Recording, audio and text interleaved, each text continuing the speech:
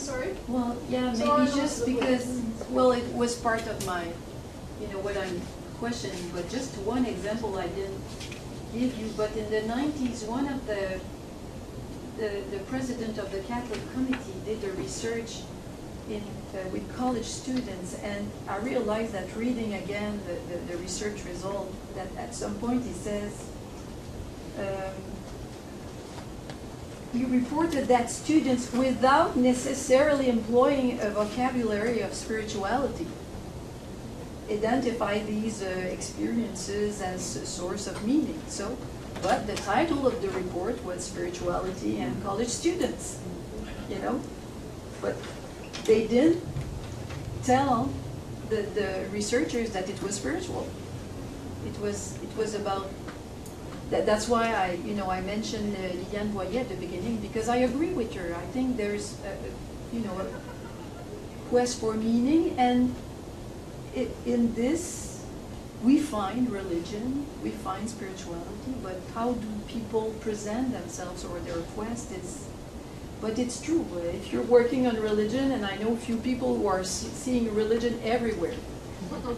And we know, Peter? Religiologie. Oh yeah, I used to work in that department. But it's not only that, not only at UQAM, but in many fields. Right? Thank you. Just to pick up on what Solange and also May said, because if I remember rightly from my reading around spirituality, there's also the legitimization aspect of what is spiritual. Because a lot of what is now called spiritual would have been called mystical. And not kosher, within the mainstream canon of what's accepted or not. But using the term spiritual instead of the mystic legitimizes that strand and raises the profile. So in other words, what was relegated into the margins of a major tradition, especially within the Christian traditions, all of a sudden becomes important and comes to the fore. And I think that is also important to trace back and see what happens to it. Because that is where the link between, as it were, religion and spirituality is very clear. So I think that's a good point, to say we need to trace the politics and the power paths as well.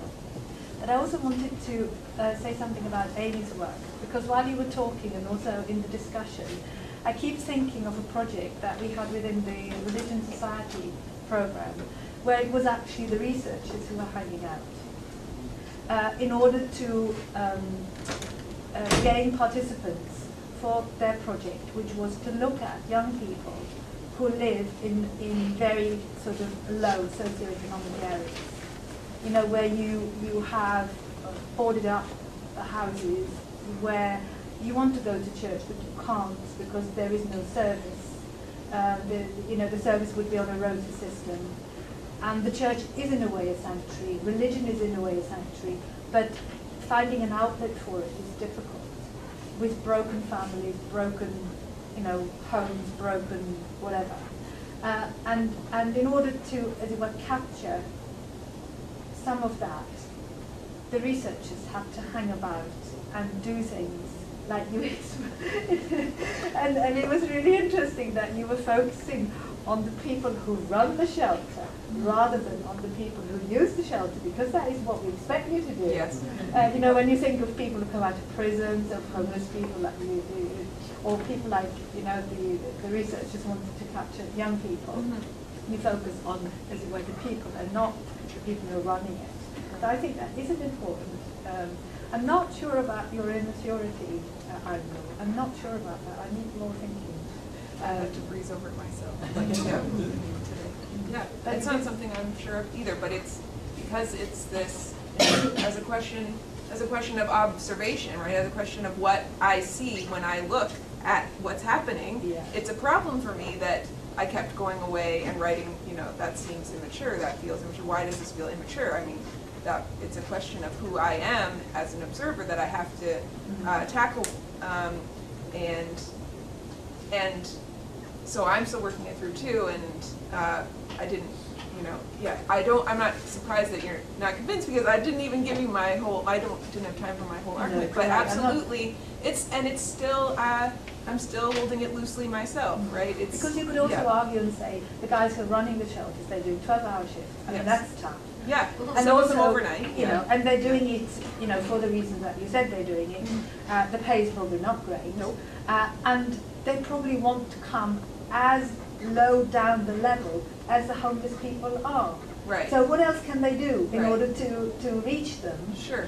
To say, actually, we're not that different from you. Right. Yes, we're running this thing, Yes. and you're coming as our clients, probably, you know, as the speak goes. But actually, we are more or less on the same level. Right. You could see it that way as well. And certainly over time, it becomes more like that, right? Over time, the longer you spend in the shelter, the longer you bang your head up against the wall of, you know, homelessness and the intractable problem of homelessness, the more you see people come and go and come again, the more you get lazy maybe, or you're kind of stunted or Yeah. you know, by what's happening around you, the more sort of immature you become in a way, and that there's a longevity to it too that bears thinking about.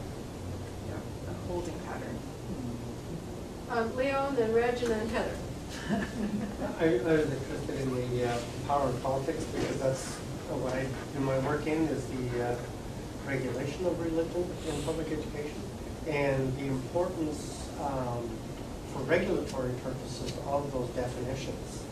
So the distinction between spirituality and religion, or certain kinds of religion that are publicly acceptable and certain kinds that do not, you know, that are not.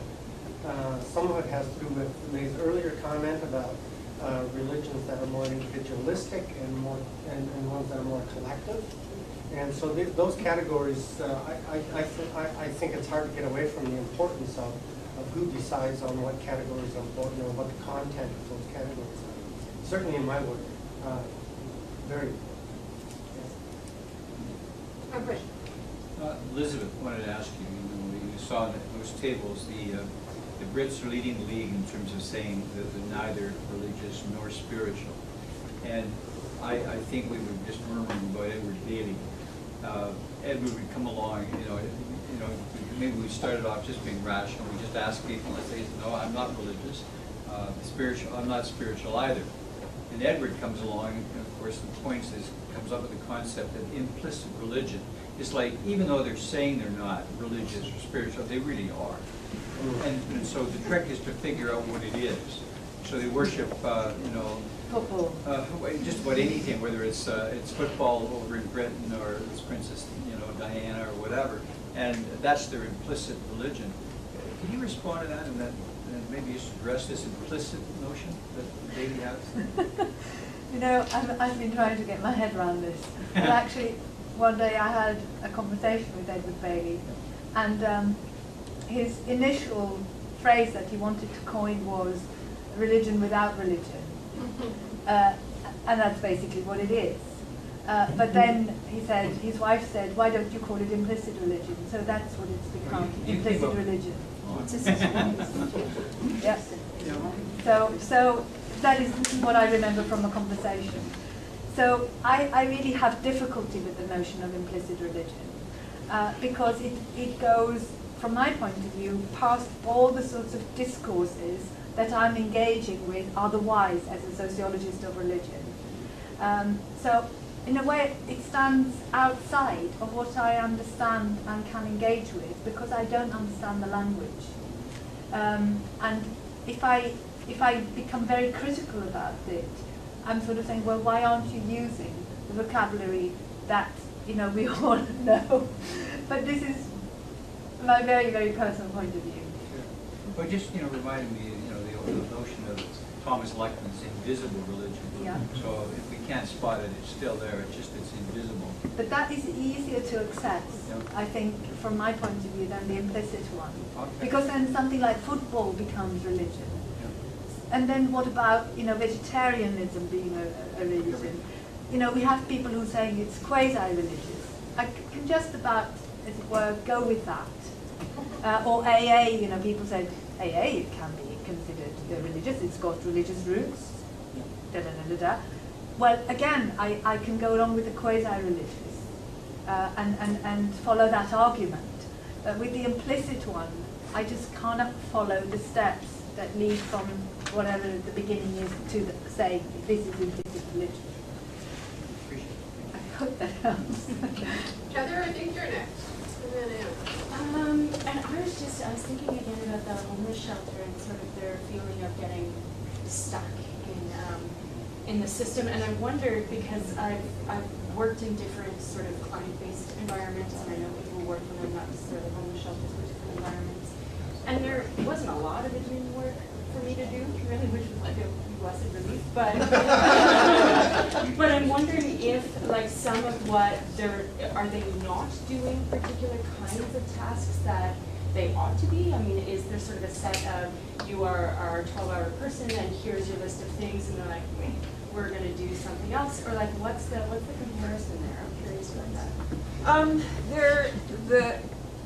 There was, for a time, I remember there was kind of a fight about something called a task list, and it was kind of a black hole of an idea that there would be this list of things that they were supposed to accomplish over 12 hours. They mostly, on a shift, would kind of pick things that they liked to do that would help them pass the time, and they would do those things, and then they would leave a whole bunch of other things undone. I talk about the physical space, about how dirty it becomes, and about how unkept it really is. As an example of something that you think should be done and isn't. But it was certainly something that was an example set, and that's something that's happening kind of downstairs on the front line. There's a lot of playing cards, and a lot of smoke breaks, and a lot with the residents in the smoking pit and things like that. A lot of hanging out, looking on the internet, whatever it occurs to you to look up. And that's the most important thing, and the other stuff just kind of happens when you're bored or when it absolutely has to. But that kind of isn't us. There's an example for that set upstairs where the shelter is ostensibly, it belongs to the Salvation Army, and the Salvation Army has a list of accreditation standards for the shelter. And the shelter that happens every 4 years, and the people on the second floor, the administrative people, only care about those accreditation standards when it's coming up for renewal. And they kind of scramble around to meet the standards, and they have terrible things to say about the Salvation Army for keeping them to these standards. And this is where they say things like, it's about love, not details. We don't care about statistics. We don't care about, these things, these standards that you want us to. So that's happening on a more administrative level too, but it happens every day in the let's play cards instead of clean the floor and the drop-in and things like that. Anna, I think you're next, and then Also, it could be others. okay. If we have And we're coming close to the end too. So Anna, Solange, and Elizabeth, and then I guess we're going to call it a day. Yeah, just building on what Reg and Elizabeth were saying with Solange as well. I also have an issue with this trend to want to label everything religious. Whether it's implicit religious or the secular sacred or the political religion or whatever. And I wonder how much that is also just imposing that sort of normative view onto a whole lot of other things. That if there are common denominators going on there, like what Spencer was saying with the non-religious youth camps and the similarities maybe with the benefits of certain religious activities. Like I'm playing with this concept myself, what's actually happening beneath religion? And like are there other more kind of human, or in Buddhism we might call it natural state, or are there other things happening sort of underneath it all that maybe better explain the commonalities rather than this notion of that it's the religious that we then have to see in everything. Anyway, that's just something I'm thinking about too. And the adolescent thing I think is really interesting, that immaturity. Again, I'm not sure about the word immaturity, but maybe it's the right word.